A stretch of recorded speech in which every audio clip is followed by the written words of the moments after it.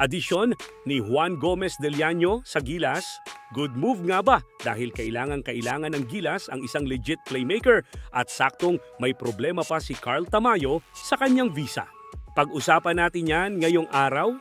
Pero bago yan, like and subscribe lang mga idol para sa latest basketball news and highlights.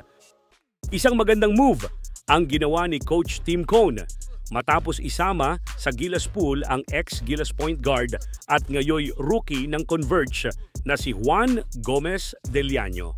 Na-impress ba naman si Coach Tim Cone matapos umiskor ni JGDL ng 32 big points kontra yan sa Ginebra kahapon? Dahilan para makonsider ni Coach si Juan sa Gilas pool. At ito ang bahagyang twist, lumabas din kasi ang balita na may visa problem pa si KBL star at Gilas player Carl Tamayo dahilan para mapalitan ni Juan kung sakali ang pwesto niya sa Gilas Final 12. Pero ayon kay Coach Tim, invited doesn't mean guaranteed. Hindi pa lock-in yung Final 12.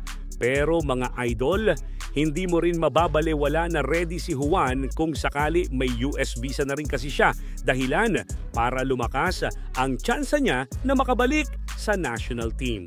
Ang interesting kasi dito, kung sakaling makasama si Juan sa Gilas, sino ang isa-sacrifice ni CTC para mawala sa Final 12?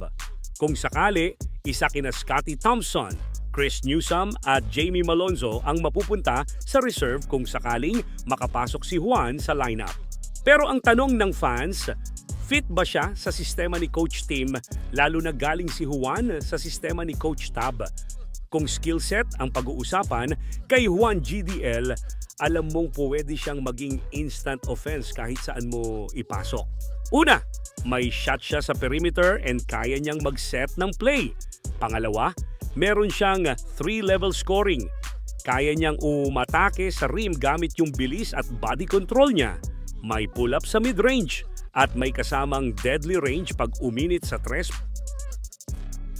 At pangatlo, trainable pa siya dahil sa edad niya at madali niyang mapipick up ang sistema since he is already a seasoned guard in and out of the country.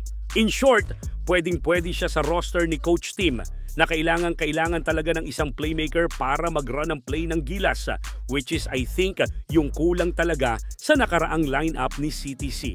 Plus the fact na maganda ang pinapakita niya sa PBA ngayon, kaya siguro sinama siya ni Coach Tim sa Gilas lineup para sa qualifiers. Para sa iyo, idol, worth it ba ang pagkaka-add ni Juan sa Gilas pool sa last 2 weeks bago ang laban nila sa Guam?